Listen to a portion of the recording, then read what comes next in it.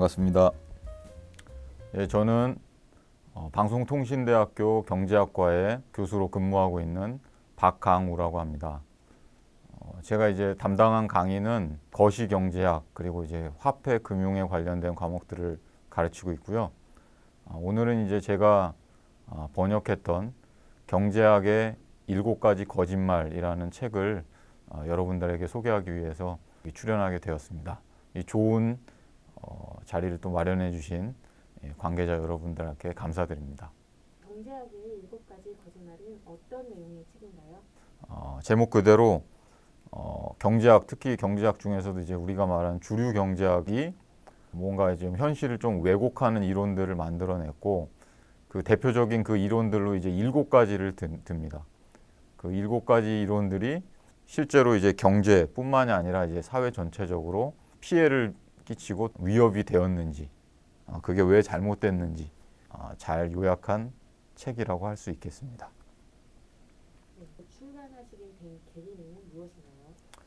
제가 이 역자 후기에도 적어놨는데요. 직접적인 계기는 글로벌 금융위기입니다. 예.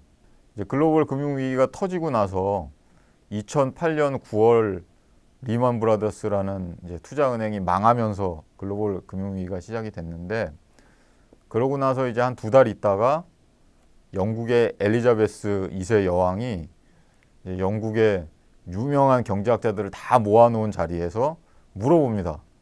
이렇게 훌륭한 분들이 많은데 왜 아무도 그런 위기가 온다는 거를 먼저 얘기해 준 사람이 없느냐. 예. 그러니까 예측한 사람이 왜 아무도 없냐는 거죠. 경제학자들은 그거에 대해서 아무 꿀먹은 벙어리처럼 아무 얘기도 못했어요. 근데 사실 이게 경제학이, 특히 주류 경제학이 금융위기를 예측 못한 것뿐만이 아니라 금융위기가 일어나면은 그걸 이제 해결을 해야 될 거 아닙니까? 근데 그거를 해결하는 과정에서 방해가 되는 그런 일들이 많았거든요. 예. 그럼 왜 경제학이 어디서부터 잘못됐길래 이런 일들이 벌어졌는가?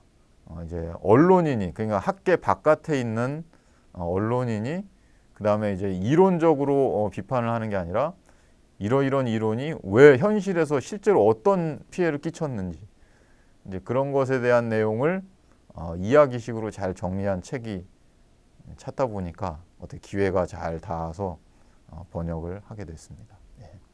추천하시게 된 이유를 이어서 말씀 부탁드리겠습니다.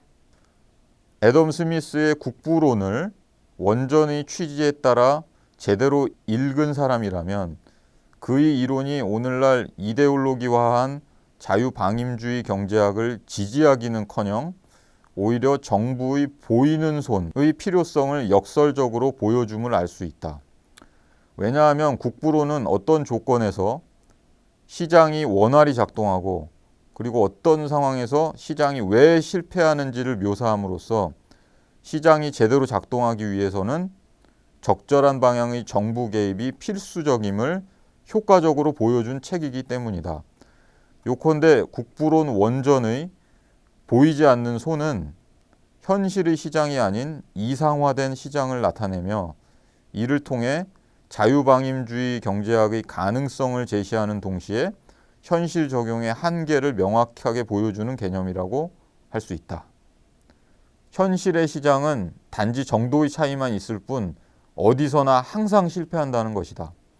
이렇게 현실에서 시장이 늘 실패하고, 따라서 보이지 않는 손만으로 충분하지 않은 근본적 이유는 시장이 결코 사회의 중심이 아니라 그에 종속된 일부분에 불과하기 때문이다. 자유방임주의 경제학은 바로 이렇게 시장이 사회의 중심이라는 근본적으로 잘못된 가정에 기초한 것이다.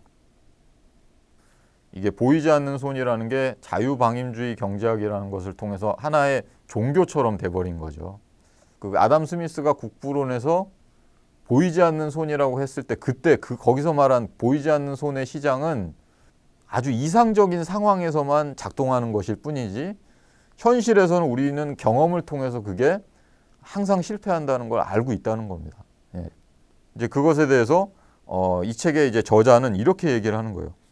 시장이 사회의 중심이라고 근본적으로 잘못된 가정을 했기 때문에 자유방임주의 경제학과 같은 보이지 않는 손을 이데올로기화, 종교화시키는 그런 것들이 이제 나타났고 그런 것들이 실제로 우리의 경제와 사회에 매우 큰 악영향을 미쳐왔다라는 그런 메시지를 전달하고 있기 때문에 읽어드렸습니다. 예.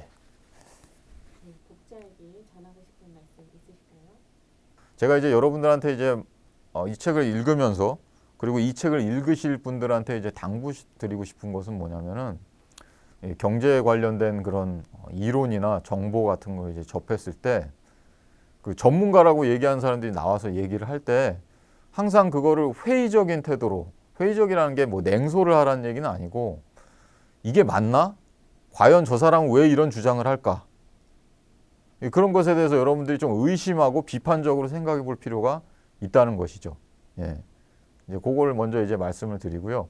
그 다음에 이제 어떤 뭔가를 공부를 할 때 다수설, 통설이라고 해서 그게 맞는 게 아니라는 겁니다. 그거를 이제 여러분들이 이 책을 읽어보시면은 어떤 이데올로기화 된 이론 때문에 그게 현실을 그르칠 수도 있구나라는 거를 깨달으실 수 있을 것이고 또 그거에 맞춰서 여러분들도 일상생활을 하실 때 그렇게 좀 뭔가 끊임없이 회의하고 의심하고 그런 태도를 여러분들이 한번 비판적으로 이제 바라보는 그런 태도를 가졌으면 좋겠습니다. 감사합니다, 여러분.